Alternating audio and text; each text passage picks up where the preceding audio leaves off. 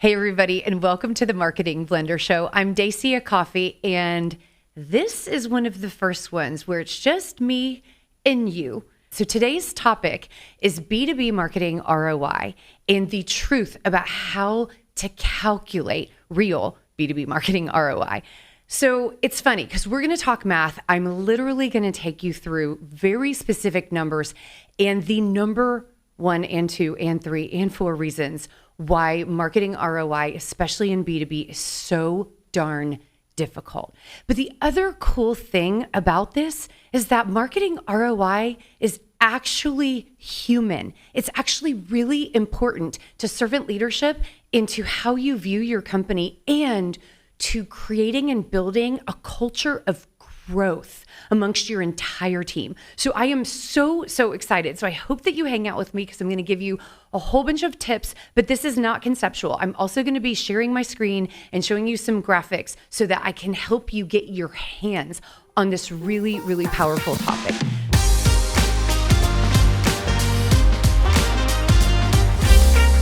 Let's go ahead and dive straight in.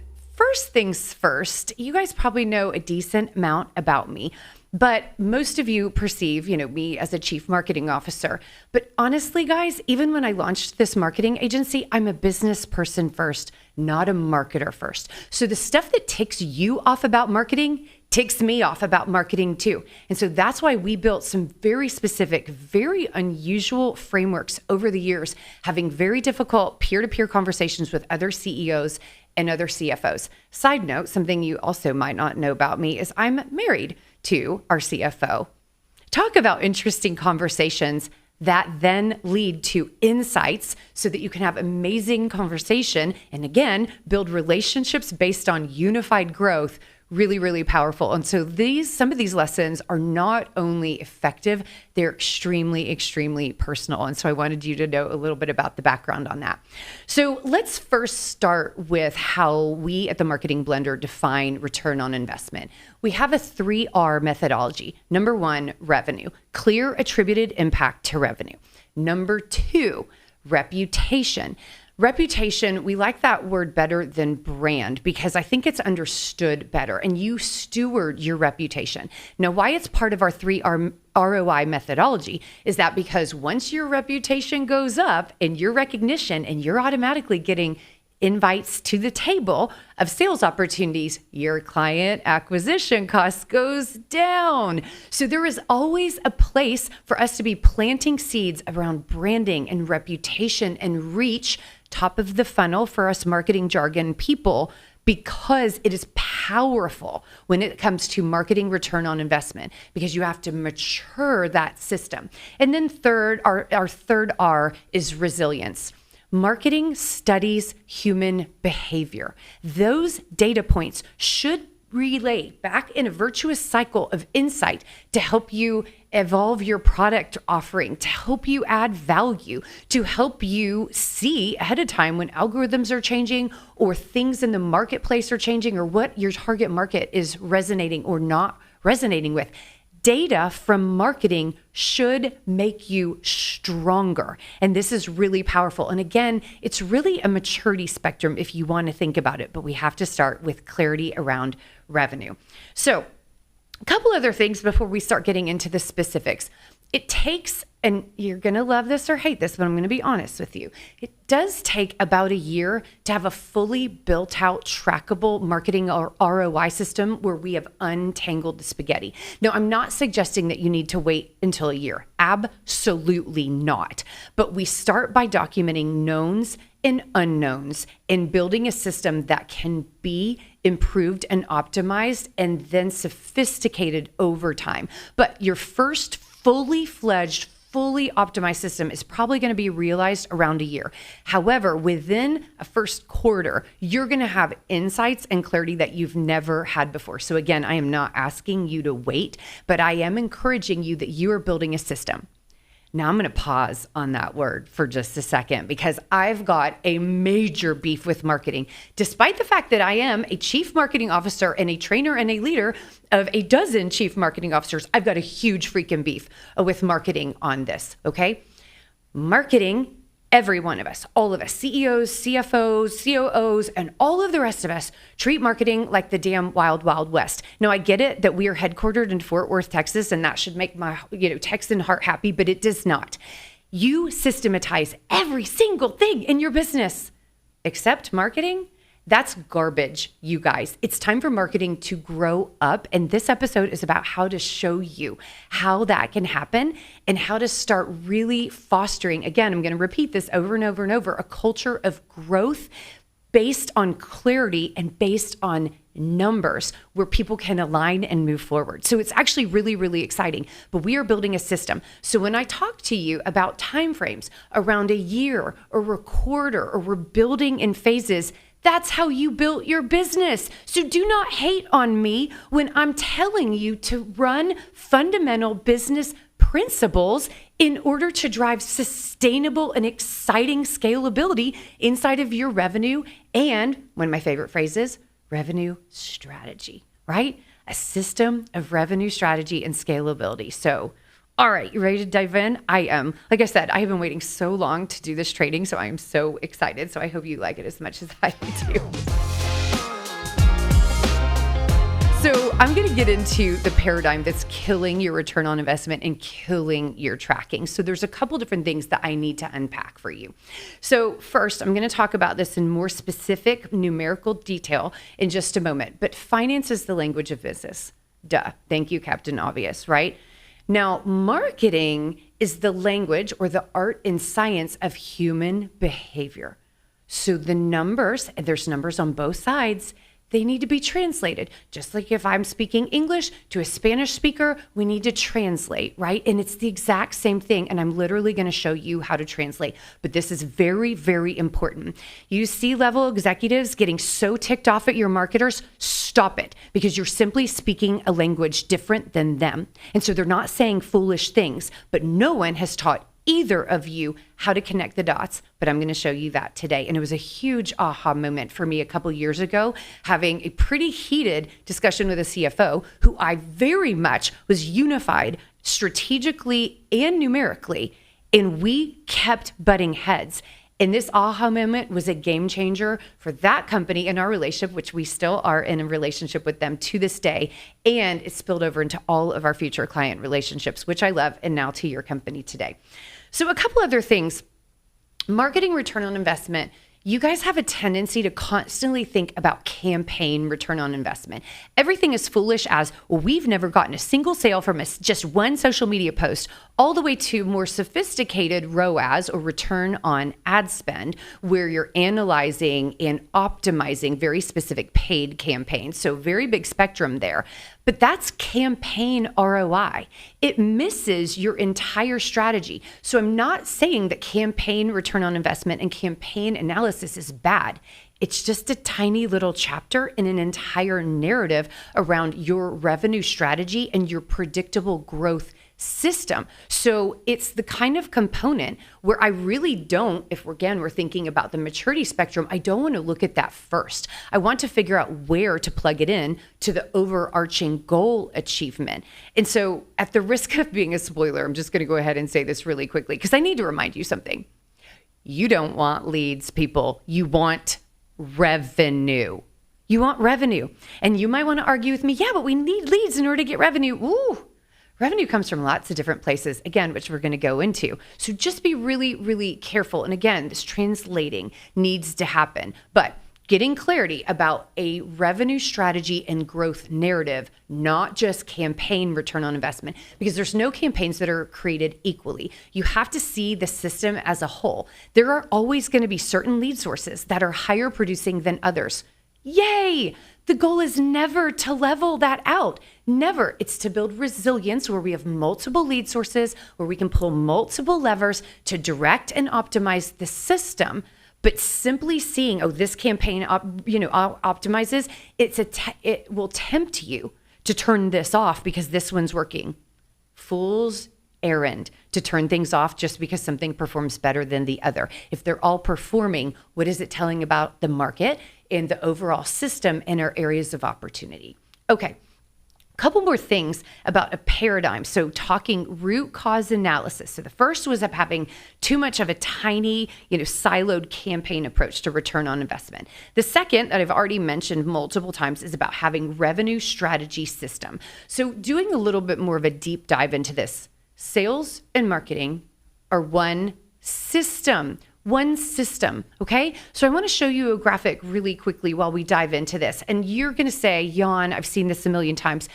No, you haven't, because I'm mushing the marketing funnel and the sales pipeline and every other garbage, jargon into one single graphic. And let's take a look at that. If you're looking at the top, we've got visibility. Then we have the marketing, type of metrics, traffic, conversions, marketing qualified leads. Now we get into the sales pipeline, sales qualified leads, closing ratio. Now we get into ops and revenue strategy around customer retention. Because guess what, folks? You can't scale your company if you can't keep your customers.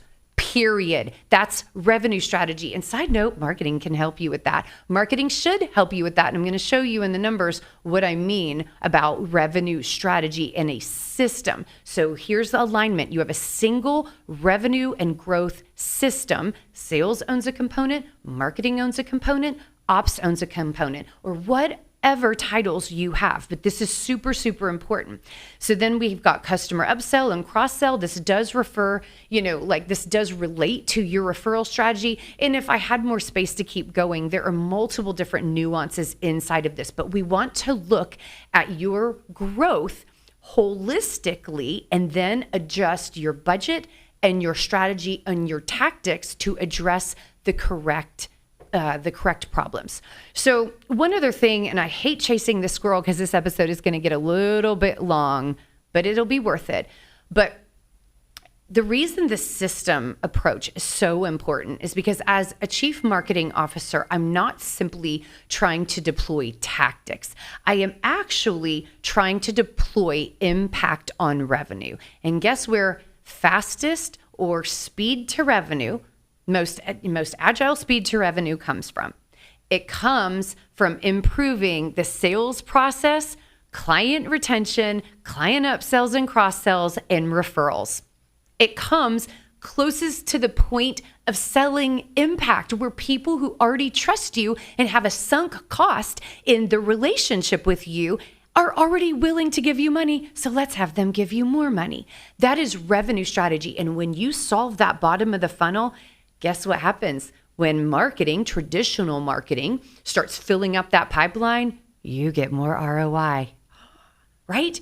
Chief marketing officer thinking versus marketing tactic thinking versus wild, wild west understanding of marketing, revenue strategy. All right, you can tell I get so doggone excited. It's almost silly.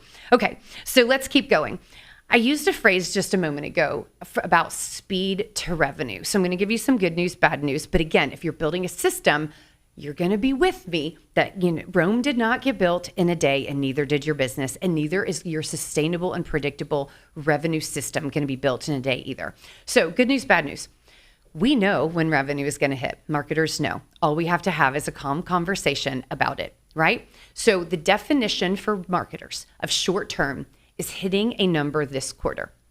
Midterm is hitting the number this half or this year. Long term is how do we hit our number next year and the following year and so on, and how do we scale? So they're very different timeframes and definitions than what sales thinks. Sales has to hit near term numbers. Marketing is responsible for all of it. So this is really, really important. And I don't have time to go into this. If you've seen me speak live, you'll get more detail on this, but we can predictably draw correlations between what tactics we deploy and how fast we have speed to revenue. And let me give you a little bit of math behind speed to revenue. Simplest math ever, but we skip this part. If you have a sales cycle that is on average 6 months, guess what? If I deploy Google Ads for you, which is pretty fast speed to revenue for most of our type of clients, now Google Ads, because of the algorithm and machine learning, is going to start producing a little bit in month 1. So let's pretend that you got sales qualified leads in month 1, not the full amount that you're going to get by month 3 or month 6, but we got some. And you close one of those. 1 month plus an average of 6 months means marketing speed to revenue is 7 months from now.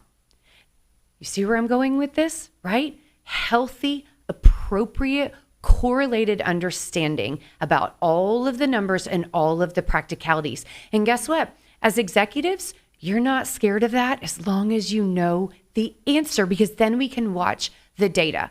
So again, I'm not challenging you to wait on results. I am challenging you on having honest, healthy, appropriate conversations that build a culture of growth and unity and excitement and momentum, because now we have real answers that we can systematize and optimize. So final couple things about paradigm shift in regards to understanding marketing return on investment. Okay. The other thing, and this is slightly related to campaign return on investment, but it is different and this is important, and I'm going to show you the numbers. So we're getting closer and closer to the numbers.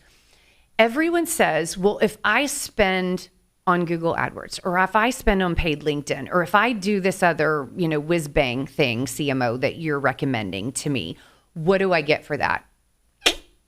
No.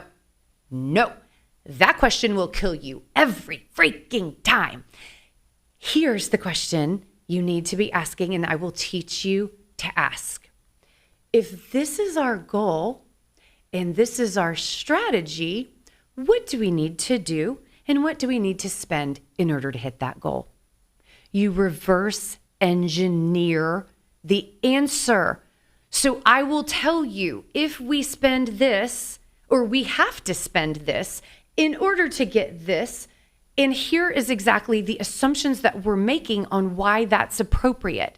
Everyone from sales leader to marketing leader to head of finance can get behind conversations like that and then have healthy conversations where iron is sharpening iron. And I'm going to show you exactly how to do this.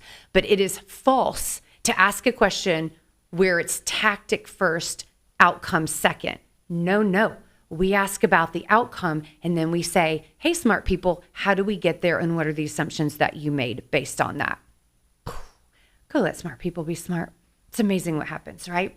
So again, stop treating marketing like it's different than the rest of your business. Build a system that is an absolute game changer, competitive advantage, potential unleashing opportunity. And by the way, no one is doing this. Oh, it gets me so excited even thinking that you're potentially getting on this pathway to progress with me. So anyways, I'm such a nerd. I know. It's terrible. Okay.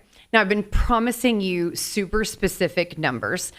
So let's go ahead and do that. Now I need to say, and you're probably going to have guessed this if you've been watching my show for a while, there's 2 core assumptions that I'm making before we get to this point. So this is not a step 1 deployment, right? So I'm making 2 core assumptions. Number 1, your marketing plan and your marketing strategy. Well, first of all, it's that you have one. And second of all, it is appropriately correlated to your outcomes and your strategic opportunities. So that work has been done by the point that we're using the tool I'm about to share with you. Okay. And then number 2, and I hinted at this earlier, we are about to translate the language of finance and the language of marketing into a system that can potentially explode your growth and improve your culture and your team dynamics. And so I want to show you the math to that. So let's go ahead and dive in. So I'm going to share my screen again right now. I'm going to show you some really, really basic math. Now this can be sophisticated, but it doesn't serve us to do sophisticated math right now because the framework is the same no matter what. So here's how you translate. So first of all, let's pretend that your company, for simplicity's sake, has a goal of $10 million in revenue. Fabulous. Typically what happens is it's like, hey, marketing team, hey, sales team, here's $10 million in revenue, go, right? Nope.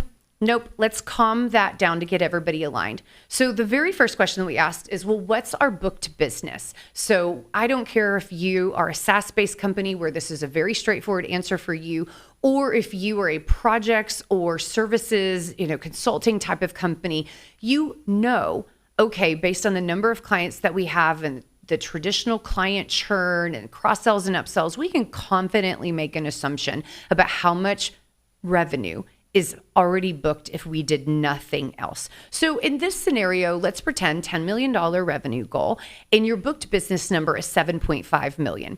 Okay, so that leaves now our net new goal of $2.5 million. Let's go. Now let me pause really quickly.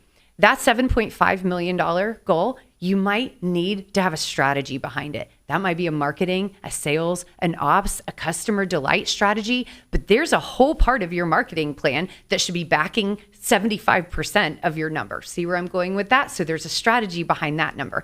Now that we've separated out the net new number, we can apply strategy to the $2.5 million.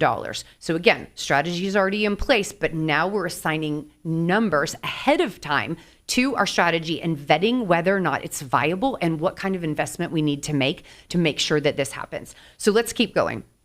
With this $2.5 million, we simply say, what's the average deal size? Now, again, we can sophisticate this, but for today, let's just say, average deal size for this business to business company is $50,000. Super. 2.5 million divided by 50,000, that means you roughly need 50 deals in order to hit that number for the year. Fantastic. 50 deals. Now we're talking real numbers, and this is where it gets fun.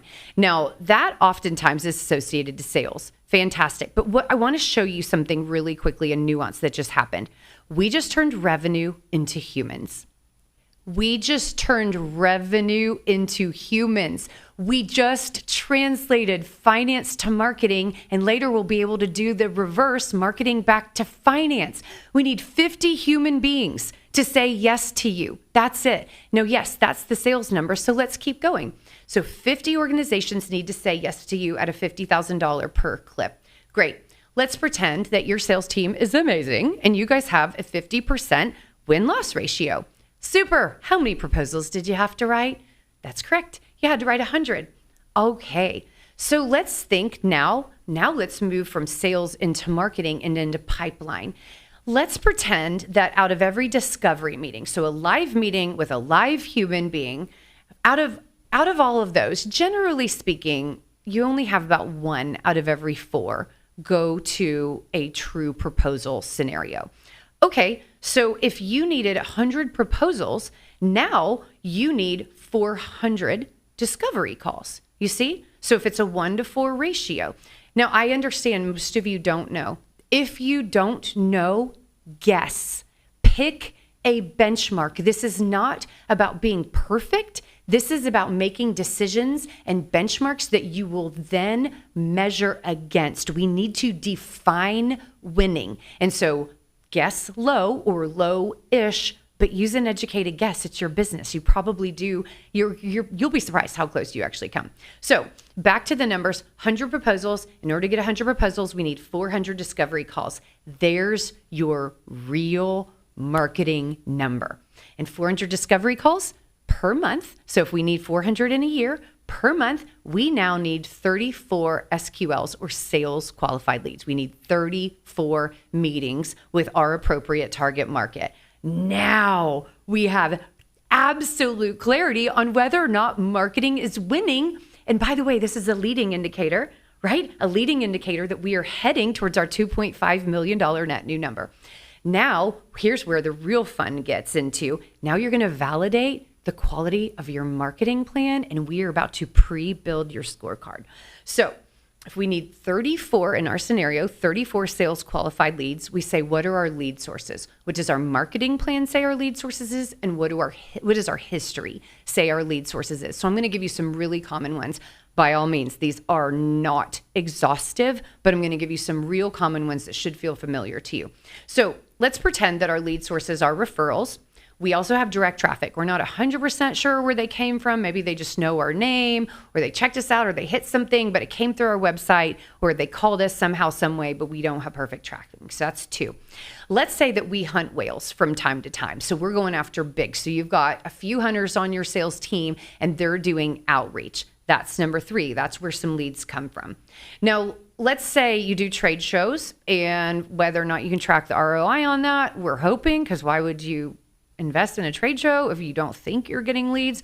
So trade shows, and your marketing team is saying, all right, boss, like it's not enough. We need to add digital marketing. Like that's not enough. We're really struggling here. We need to add digital marketing. If you need 34 sales qualified leads, I want your marketing leader to guess, benchmark, make educated assumptions, or assign a number to each one. If you have historical data, that's ideal. If you don't, guess. Because again, it's not about being right. It's about creating a benchmark that you measure against. So your lead sources are now additional, very powerful leading indicators. So in this scenario, let's pretend historically we roughly get 5 leads per month. Historically, we roughly get 10 inquiries per month that are untrackable. Now we're up to 15. So we've got a new plan for our sales hunters, and they're saying, yeah, we think we can get 5 qualified meetings per month with this strategy. Okay, now we're up to 20. Trade shows, we don't know. We haven't been able to track it, but we're going to say, holy cow, we're spending so much money on trade shows. Please God, like, hopefully we're at least getting 4 per month from these super expensive trade shows. Okay, we just assigned a number, even if we're not sure. Now that leaves digital marketing that we're adding on.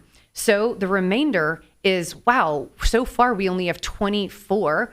We're projecting 24 discovery meetings so far. That means digital marketing has to make up 10 of those. Now, when I talk to Ramsey, our head of digital marketing, and I say, hey, Ramsey, what would it take in money and attention and platforms? What would it take to get 10 discovery meetings per month? He's going to give you a real answer. So you see earlier how I said never say, well, if we spend $1,000 on Google Ads, what am I going to get for that? No. What I want you to say is if we have to get 10 meetings from Google Ads, how much do I need to spend on that? And maybe he's out of his mind and he gives you a number that is ridiculous. Great. That's not something we should deploy. But other times you're like, okay. And then you can have conversations around speed to revenue. How long can we sustain that spend? How long will it take for us to get fully functional? And does that make sense? And how does that impact our overarching cost of client acquisition? We think so short term that we forget to say, what if 6 months from now? What if a year from now we have game-changing, mind-blowing predictability and sustainability in our pipeline? You can have these conversations, and they're practical, straightforward conversations that don't have to be emotionally charged around whether or not LinkedIn versus webinars is the right thing. Numbers can build relationship if you're doing it with the proper paradigm and getting everybody on board with the same math that translates into heart-to-heart conversations. So again, this is not about being perfect. You're setting benchmarks that are now your definition of winning. So when marketing starts saying blah, blah, blah, blah, blah, marketing qualified leads, sales qualified leads, impressions, reach, we're able to start translating them back into the scorecard. Because here's the key. I just used some marketing jargon that probably made your blood pressure go up and your teeth grit a little bit, right? But don't worry, I'm not going to leave you hanging on that. I want to talk to you about how that fits and how it still calms down those frustrations. So what I just identified around your math and what we at the Marketing Blender, this tool that we built, we call it the impact summary, because it's how do we oversimplify the impact that our assumptions in our marketing plan are and how we will hit our number. So it's oversimplification to get everybody on the same page and then to build our scorecard. So those lead sources are now our core leading indicators inside of our marketing plan, right? And so then everything else, social media, email, webinars, YouTube, content, networking, blah, blah, blah, blah, blah. Everything else is how do we drive more into each one of those lead sources? What impact do we believe, or what set of system and ecosystem, what set of ecosystem tactics do we need to deploy in order to make those lead sources hit those numbers? There's a direct correlation, not, hey, maybe we should be on TikTok talk. Come on. I'm exhausted by this and I'm a marketer. I know you are too, right? And so this is really how to have these right conversations. Okay. So like I said, those lead sources, those are not all you're doing. You have to funnel traffic and humans into those lead sources. And sometimes it takes work because humans are complex. So that means the art and science of influencing humans is going to be complex. Marketing is going to be complex, guys, right? But at least you have core assumptions about where your conversion points. Remember, translation, conversion points are core lead sources, or in the language of finance, leading indicators that tell us whether or not we are on track to hit our numbers. And when you see this, let's pretend you got boatloads of referrals, but the hunters are underperforming this quarter. We can have healthy conversations about that and we can adjust. Or let's say the sales team is crushing it, but digital marketing is really struggling. We can still say from a system perspective, we're headed towards our number, but our core assumptions were wrong. Okay, let's start updating our benchmarks, or let's just see for the rest of the quarter, the rest of the half, or the rest of the year, how it plays out. And guess what? Next year, going into strategic planning, you know, for the first time, you have a solid benchmark based on historical accurate data. You have what actually happened, and now you have a system to set your new targets and crush it. And then you just keep going and going and going and systematize and continuous improvement. And then, as you've seen in so many of our other videos, you get to mature your marketing system and you're going to have healthy conversations. Rome was not built in a day. Sometimes we deploy marketing plans where you only have 2 lead sources right now and your CMO is like, whoa, this is dangerous. We need to get it up to 6.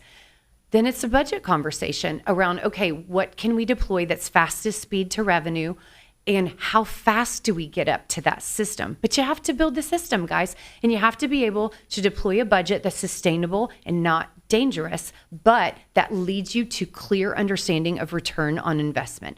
I could go on and on and on about some of the strategic numbers that we could talk about year after year and how you get more and more squeeze out of the lemon. But I think I've given you enough for today. So again, I'm not asking you to wait on results. I'm asking you to intentionally build a system that unleashes your potential and turns your dream of your business and how you are going to change the world, change your market, and change your family's legacy and prosperity. Build a damn system to accomplish that, right? Because numbers shouldn't be used as assault weapons. And unfortunately, they usually are.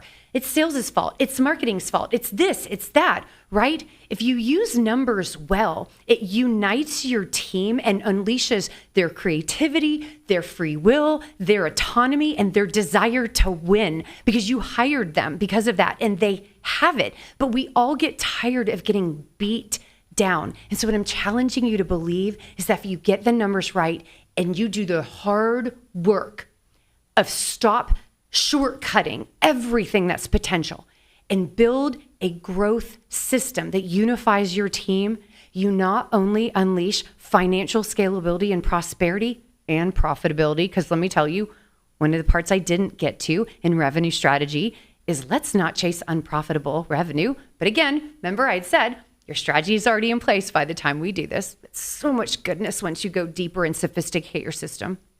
But what these numbers unleash is servant leadership. Being good is good for business.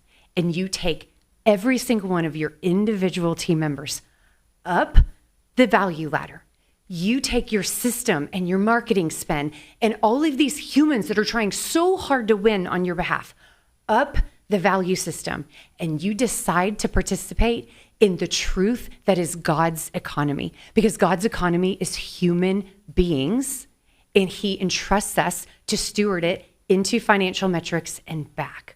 Translate, find and learn how to translate inside of God's economy and unleash everything you're scared to dream about. I'm tired. I don't know if you are, but I am excited and I will continue to run the race that is worthy of being run. I thank you so much for hanging out with me. And from one leader's heart to another, onward and upward. You've got this.